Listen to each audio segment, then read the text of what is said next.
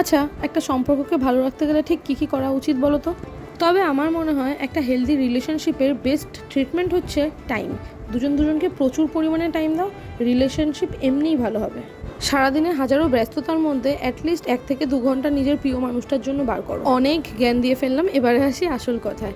তো সেদিন রাতে সব বন্ধ হওয়ার পর ভাবলাম দুজনকে একটু টাইম দিই, গঙ্গার পাড়ে যাই, একটু রাতের খোলামেলা গঙ্গার হাওয়া খাই। তো যেই ভাবা সেই কাজ আর কি, চলে গেলাম একদম গঙ্গার পাড়ে। আর গঙ্গার পাড়ে গিয়ে আমাদের উপরি পাওনা ছিল, ওখানে মেলা বসেছে। রাতে গেছিলাম বলে বেশ দোকান বন্ধ হয়ে গেছিলো অনেক, কিন্তু তবু যেটুকু খোলা ছিল আমরা খুব এনজয় করেছি। এখান থেকে আমার বরমশাই আমাকে একটা কানের দুল কিনে দিয়েছে, যেটা আমার ভীষণ পছন্দ হয়েছে। আর আমরা বাঙালি গঙ্গায় যাবে আর গঙ্গার জল মাথায় নেবে না, সেটা কি কখনো হয়? তো গঙ্গার জল মাথায় নিয়ে বাড়ির জন্য গঙ্গার জল নিয়ে আমরা ওই রাতে ব্যাক করলাম। তবে রাতে ঘুরতে বেরিয়েছি আর খাওয়া দাওয়া হবে না, সেটা কি হয়?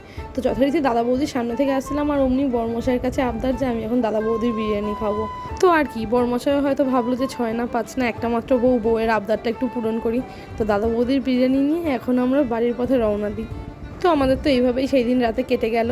আর আমার মনে হয় এটাই আমাদের রিলেশনশিপের একটা থেরাপি। তো এইভাবেই আমরা ভালো আছি, দিনও কেটে যাচ্ছে।